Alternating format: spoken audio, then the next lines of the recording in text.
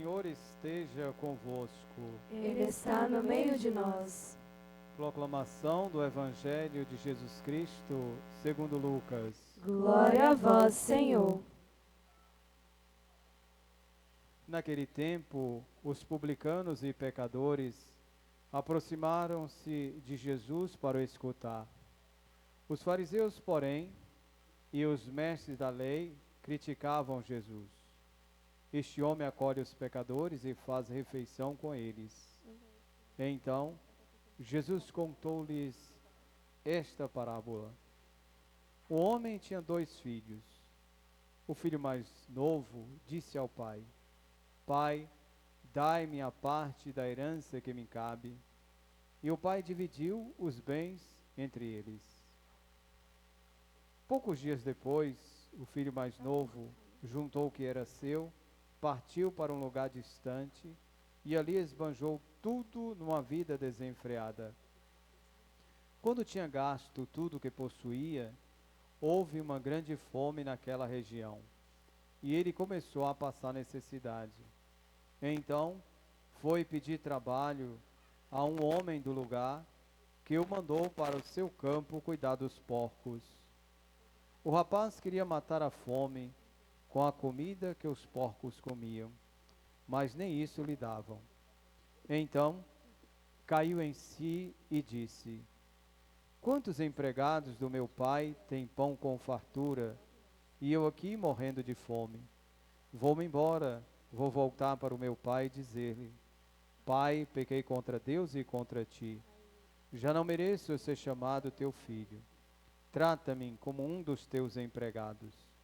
Então, ele partiu e voltou para o seu pai.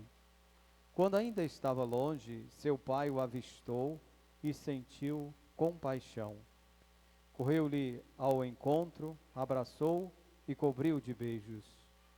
O filho então lhe disse: Pai, pequei contra Deus e contra ti, já não mereço ser chamado teu filho.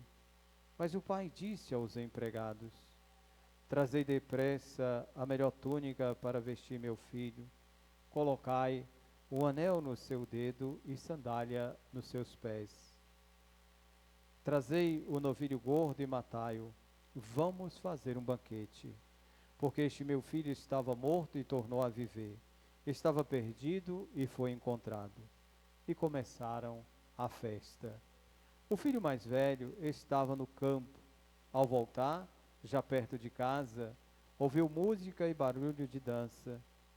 Então, chamou um dos criados e perguntou o que estava acontecendo. O criado respondeu: É teu irmão que voltou. Teu pai matou o novilho gordo porque o recuperou com saúde. Mas ele ficou com raiva e não queria entrar. O pai, saindo, insistia com ele. Ele, porém, respondeu ao pai: Eu trabalho para ti há tantos anos. Jamais desobedeci a qualquer ordem tua, e tu nunca me destes um cabrito para eu festejar com os meus amigos. Quando chegou este teu filho, que esbanjou teus bens com prostitutas, matas para ele o novilho cevado. Então o pai lhe disse: Filho, tu estás sempre comigo, e tudo o que é meu é teu. Mas era preciso festejar e alegrar-nos, porque este teu irmão estava morto e tornou a viver. Estava perdido e foi encontrado. Palavra da salvação. Glória a vós, Senhor. Provai e vede quão suave é o Senhor. Provai e vede quão suave é o Senhor.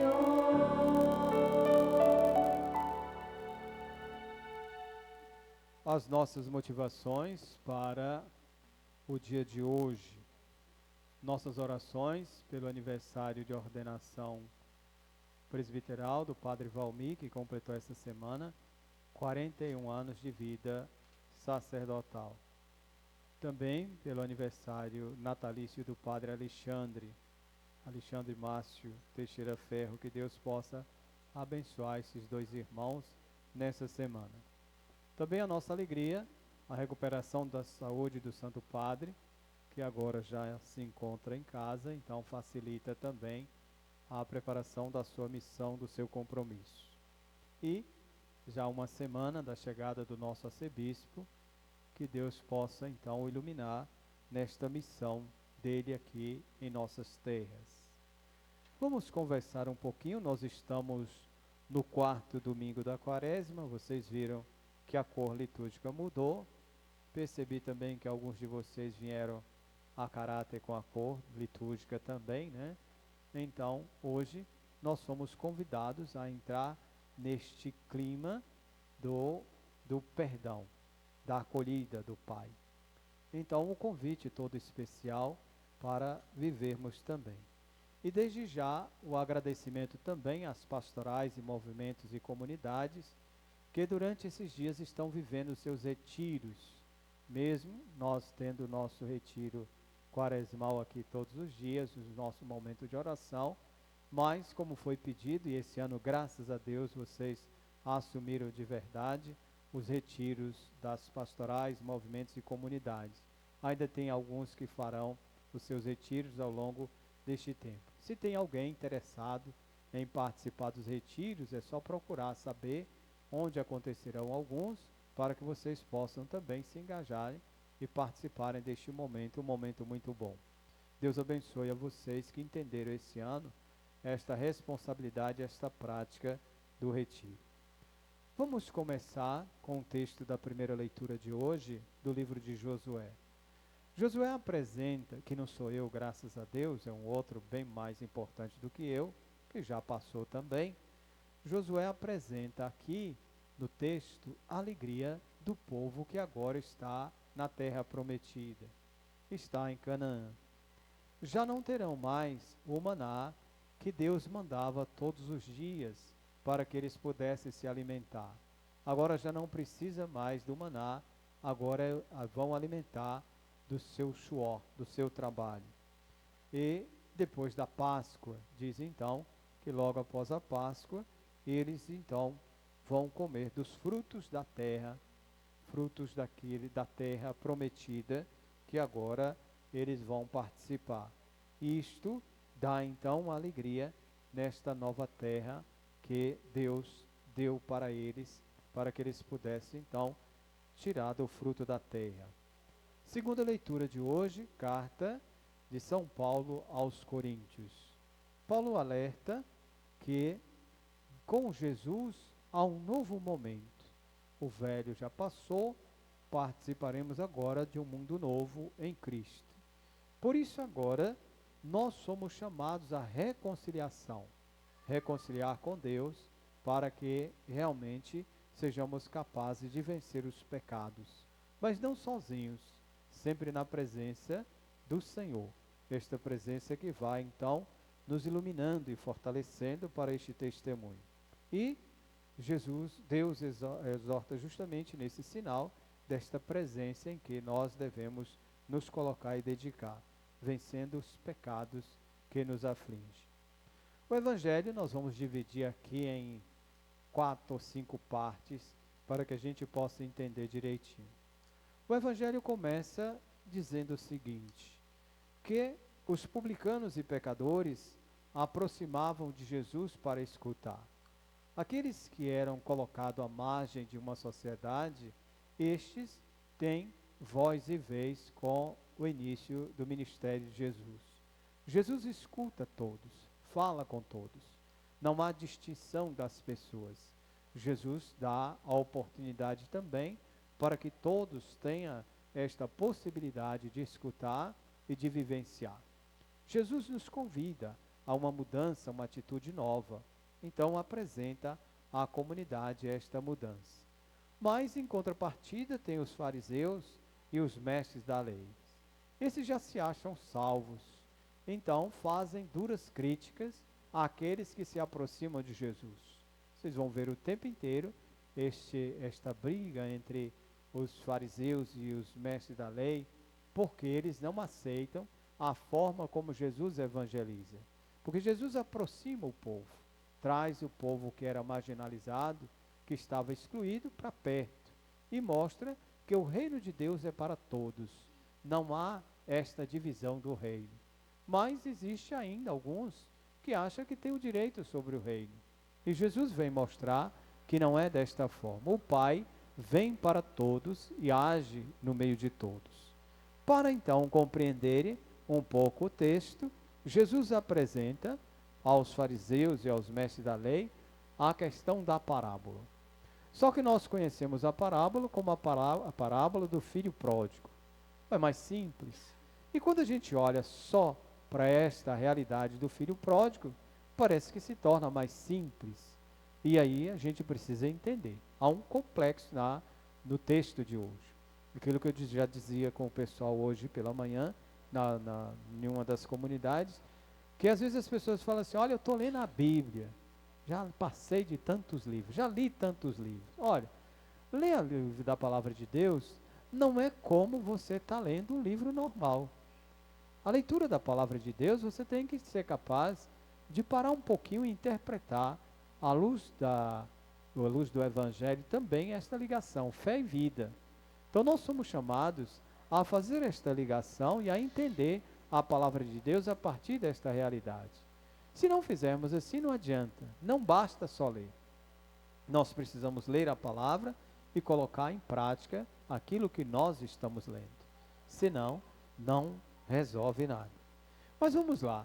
Aqui nós temos então no texto o Jesus, que atua como narrador, o filho mais jovem, o filho mais velho e o pai. Temos também ainda os empregados que estão ali para servir. Veja como Jesus então vai traçando um pouco esta realidade. Primeiro ele apresenta o filho mais jovem. O que traz aqui no filho mais jovem? Ele simplesmente faz um pedido ao pai: dai-me parte da herança que me cabe. Então, se a gente for observar nos pormenores, o filho quer antecipar a morte do pai.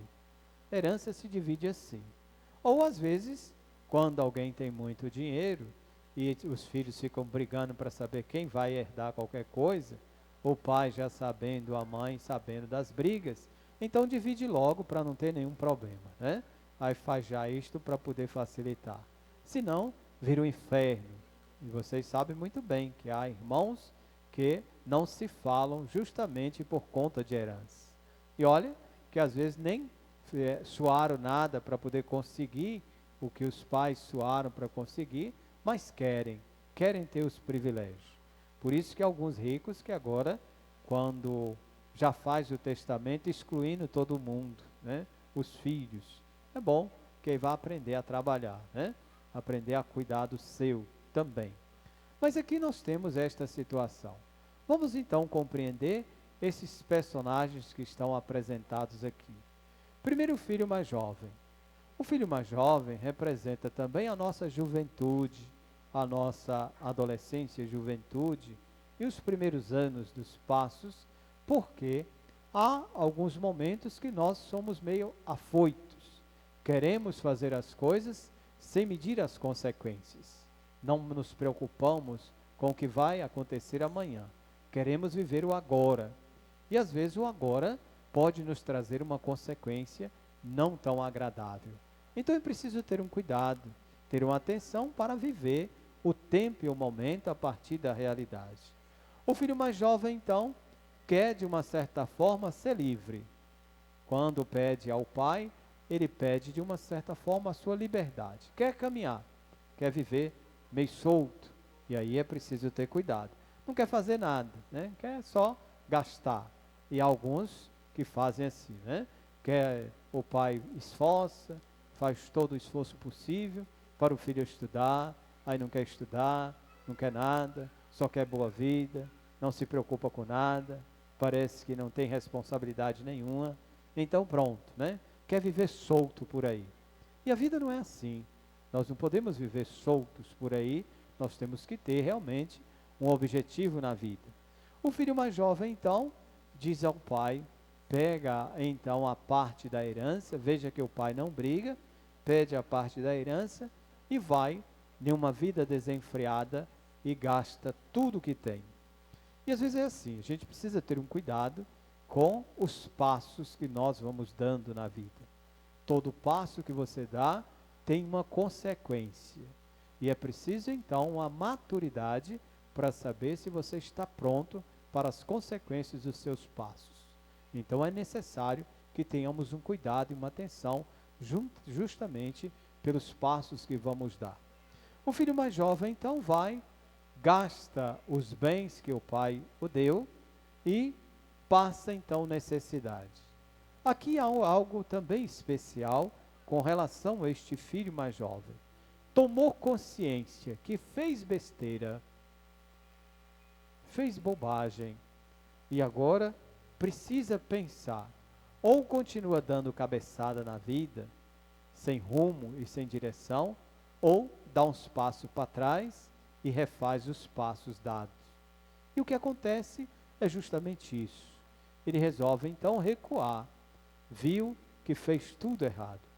E a primeira coisa que ele vai trabalhar é a sua consciência. Veja que vocês, se observarem bem, quando fazem alguma coisa que não está de acordo com aquilo que vocês têm, com aquilo que os pais de vocês passaram, a cabeça de vocês acusa. E uma das primeiras perguntas que vocês fazem para vocês mesmos, que foi que eu fiz? Por que eu fiz isso?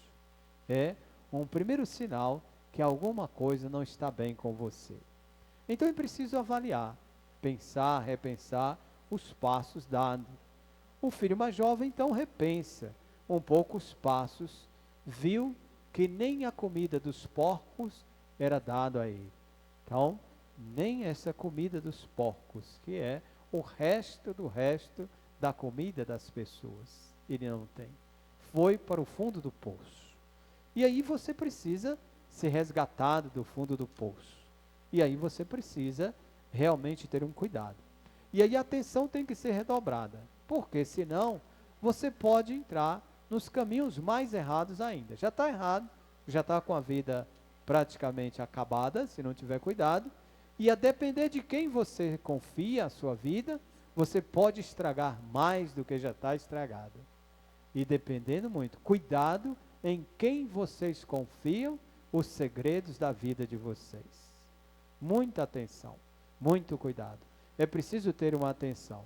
Nem sempre aquele que bate no seu ombro, passa a mão na sua cabeça, é a pessoa mais confiável para você. Então é preciso ser maduros. E cuidado, quanto mais tristes vocês estão, mais aparecerão os falsos amigos, enganadores. E aí é preciso ser maduro. O filho mais jovem então toma consciência. É preciso voltar. É preciso refazer os passos. Em muitos momentos, queridos irmãos e irmãs, há necessidade de dar uns passos atrás, de ser humilde diante das coisas, de entender justamente que nem sempre nós somos fortes o tempo inteiro. Há necessidade de refazer os passos. Volte, recue. Se precisar pedir, peça desculpa, perdão às pessoas que você magoou.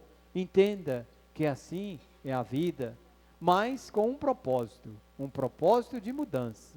Se você tem um propósito de mudar a sua condição, então pronto. Deixa de orgulho, fira um pouco o seu orgulho e vai buscar justamente a graça de Deus na vida. O filho mais jovem, assim, ele tem esta consciência e volta então para o pai. Primeiro ele repensa, faz um bom... Deixa esse carro passar, né? Acho que eu vou comprar o som, é melhor, né? Sem dinheiro. Espera aí, deixa eu ver se passa. Você que está em casa é porque passou um carro aqui fazendo um pouco de barulho. Tem uns querendo dormir, mas o padre vai segurar. Pronto. Vamos lá. Então, o filho mais jovem tem isso. Esta situação que a gente precisa trabalhar e precisa entender.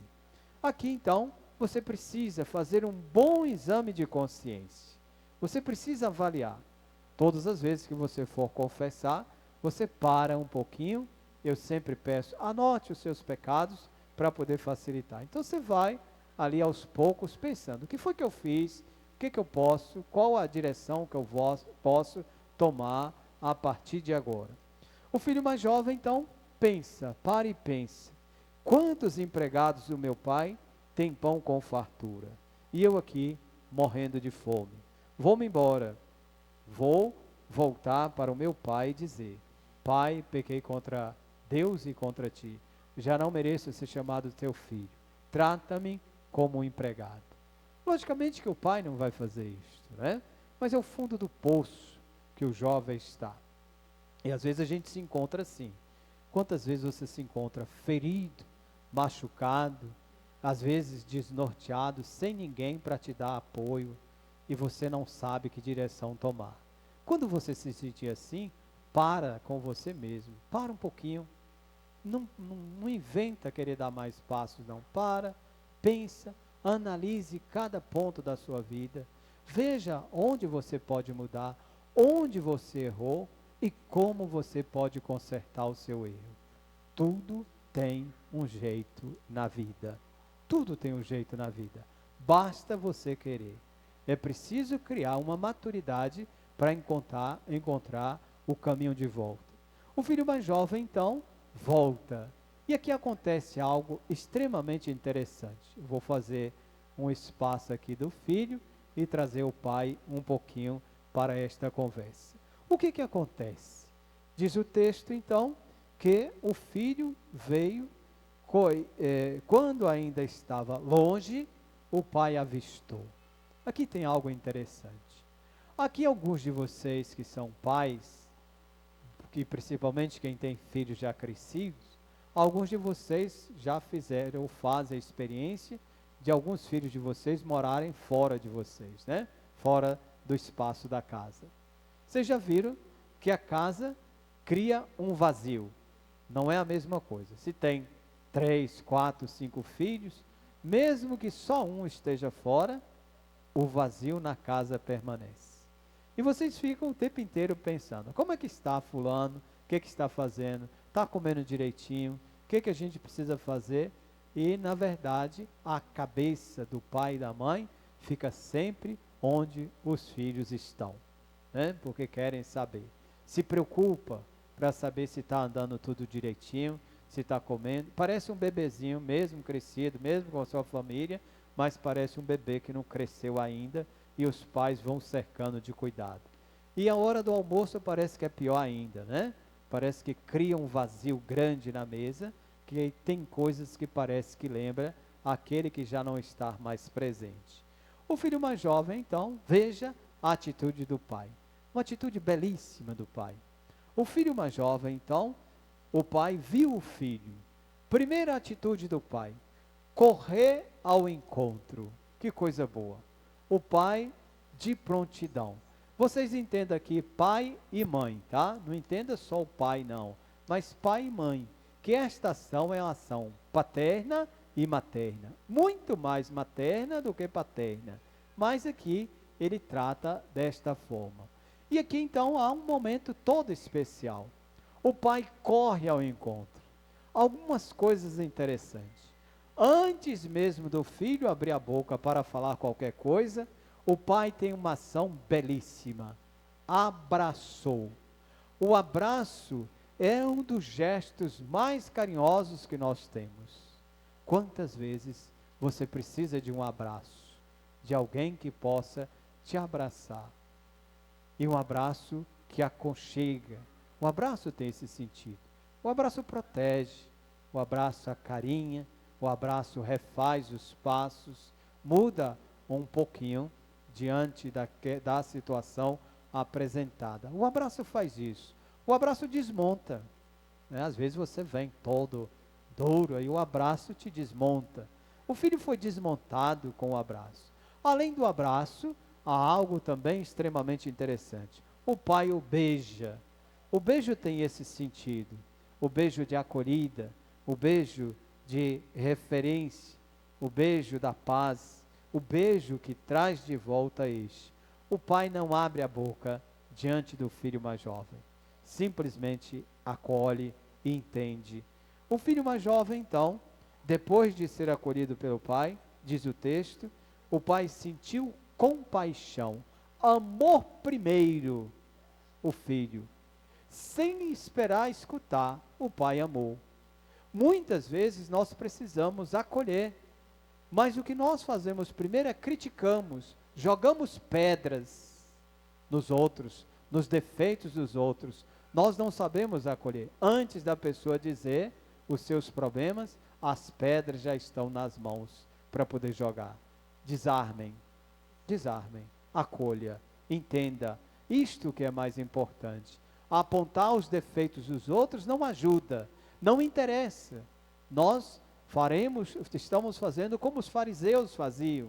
Então nós precisamos acolher, entender. Não é passar a mão na cabeça, mas é acolher em primeiro lugar. O acolhimento é tudo. Quando há divergência, nós distanciamos da acolhida. Então, o pai acolhe, corre, beija este filho. O filho então diz: Pai, pequei contra Deus e contra ti. Já não mereço ser chamado teu filho. Já não mereço ser chamado teu filho. O filho pede ao pai que o deserde, que não quer mais ser tratado, quer ser tratado como empregado. Mas qual pai que vai fazer um trem desse? Qual pai ou a mãe que vai tratar o filho com indiferença? Não tem como. O filho pede ao pai: trata-me como um dos seus empregados. Mas o pai não dá resposta, ou a resposta do pai é o abraço, é o beijo, é a compaixão, é a acolhida do filho que está distante. O pai então chama aqueles que estão ali e diz então: depressa, trazei depressa a túnica. A túnica representa a veste. Túnica não lembra só esta roupa que o padre usa não, tá? A túnica era a roupa nobre que se usava naquele tempo. Então, alguém estava vestindo de túnica, estava revestido de nobreza. Então é preciso dar nobreza àquele que precisa. É preciso acolher aquele que precisa. Além disso tudo, além da túnica, colocou sandálias aos pés. Dignidade. Deu dignidade ao filho. E tudo, o anel. O anel para representar justamente o poder. Dá agora a este filho esta condição de ser acolhido. É assim que Deus faz conosco. Todas as vezes que vocês distanciam da igreja, todas as vezes que vocês desaparecem, Deus fica esperando vocês de braços abertos. Quantas vezes vocês distanciaram e Deus nunca abandonou você? Você que abandonou Deus, mas Deus no seu infinito amor, na sua graça, na sua misericórdia, está sempre com os braços abertos para te abraçar, te acolher, te dizer que aqui é a sua casa, que quando você não está, a casa está vazia e é o seu lugar, aqui é seu lugar. Deus acolhe, o pai então acolhe o filho. O pai, além disso tudo, quer fazer um banquete, uma grande festa. Começou a festa, agora o pai está feliz, voltou aquele que estava perdido. Como é bom quando alguns desaparecidos da igreja voltam para a igreja. É aqui seu lugar. Não tenha medo. Apesar que alguns dizem assim: não vou para a igreja. Por quê? Por que você não vai para a igreja? Ah, que eu vou para a igreja, o pessoal fica olhando para a minha roupa. Ué, tem que olhar para quê, gente? Está olhando para mim? Vai olhar para quem? Lógico que vai olhar para o padre, vai olhar para o altar e vai olhar para você. Vai estranhar porque você desapareceu. E quando você desaparece, alguém vai dizer: você está aqui? Lógico que está, né? Olha que bom que você veio. Ótimo. É assim, o Filho de Deus não pode ficar distante da sua casa. A sua casa é aqui. Sinta-se em casa. Nós temos um problema gravíssimo agora que a gente precisa resolver. Chegou o filho mais velho. O que representa esse filho mais velho? O filho mais velho estava no campo, trabalhando. Ao voltar, já perto de casa, ouviu música e barulho de dança. Então, veja, perto de casa, O filho ouviu o barulho de música. Então chamou um dos criados e perguntou o que estava acontecendo. Quantos fazem isto? O que está acontecendo? Por que esta festa? Por que essa alegria toda? E às vezes na igreja também é assim. Parece que a igreja nós devemos viver uma tristeza profunda, um funeral. A igreja é a alegria, é a festa, é o banquete. E nós viemos para a festa mais bela que pode existir, que é a Eucaristia. É o banquete do Senhor. É o encontro do Senhor com todos nós.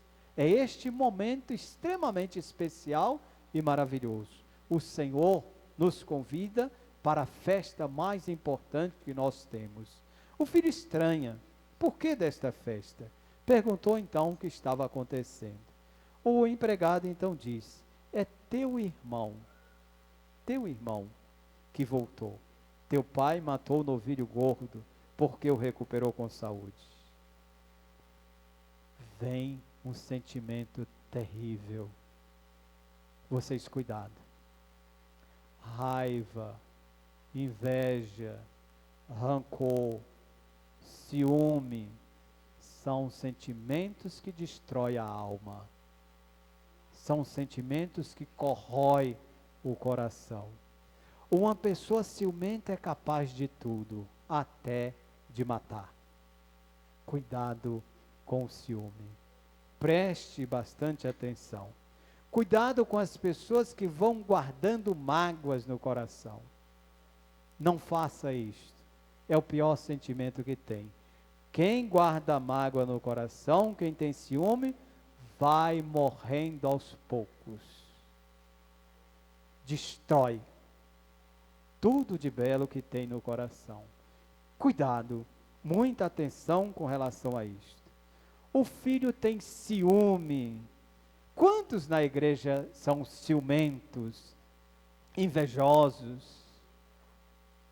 que não gosta de ver o bem dos outros, que não gosta de ver uma pastoral andando, uma comunidade andando, que sempre tem um veneno para destilar contra o outro? Nós não podemos ser assim. A atitude de fariseu. Cuidado com esta atitude. Não é isto que o Senhor quer de cada um de nós. Então, o filho mais jovem, mais velho, com raiva de tudo isso, com raiva, uma pessoa com raiva, fala o que não deve, machuca o coração dos outros. Cuidado quando você está com a sua raiva pessoal, que quer ferir o coração das pessoas. Muito cuidado. E uns ainda dizem: eu falo mesmo, é assim mesmo, tem que falar.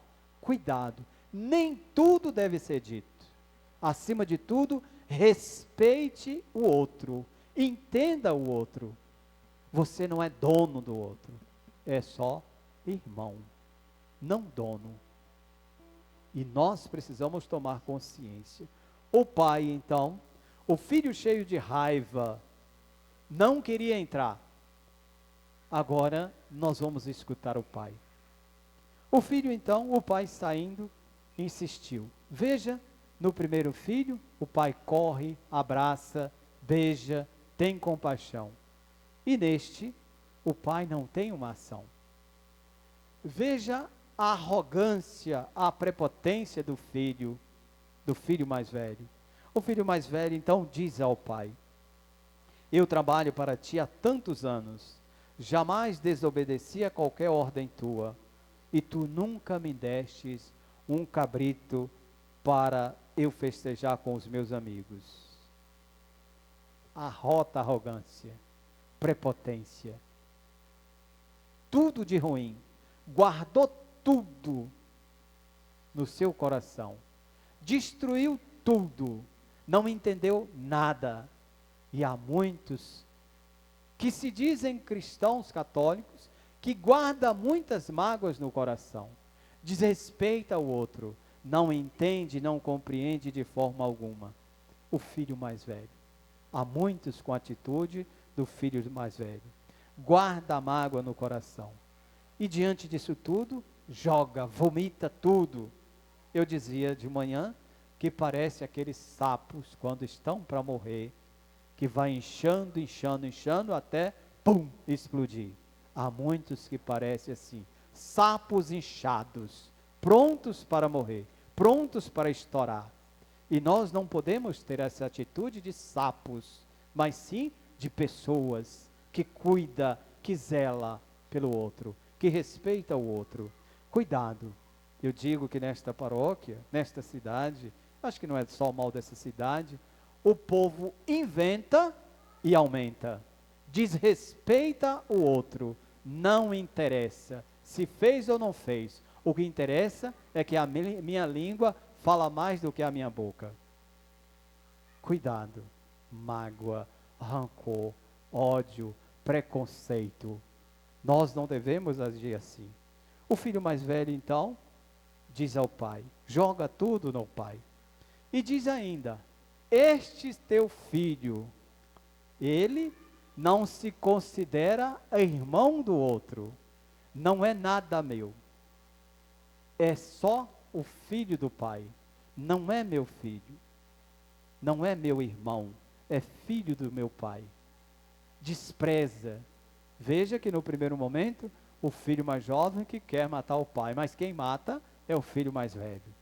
E há muitos momentos assim. Então, ele diz lá, destila todo o veneno, nem sabia onde o filho estava, e já diz, quando chega esse teu filho, que esbanjou seus bens com prostitutas, matas para ele o novilho cevado. Cuidado com a língua, muito cuidado com a língua. Tem língua que fala sem pensar e machuca quem não deve. Muito cuidado. O texto segue então. O pai então diz a ele, tu sempre estás comigo, tu sempre estás comigo. Tudo que é meu é teu, mas era preciso festejar e alegrar-nos. Porque, olha a resposta do pai, este teu irmão estava morto e voltou a viver. Estava perdido e foi encontrado. Olha a resposta do pai. Não é só meu filho, é seu irmão. Irmão a gente trata com respeito. Irmão a gente cuida, a gente zela. E é assim que nós devemos tratar o outro, como irmão.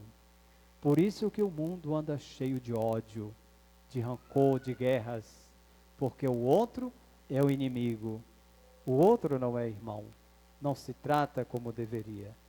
São estes sinais, queridos irmãos e irmãs, por isso que o Salmo nos apresenta. Provai e vede quão suave é o Senhor. É na experiência do Senhor que descobriremos a nossa razão de existir.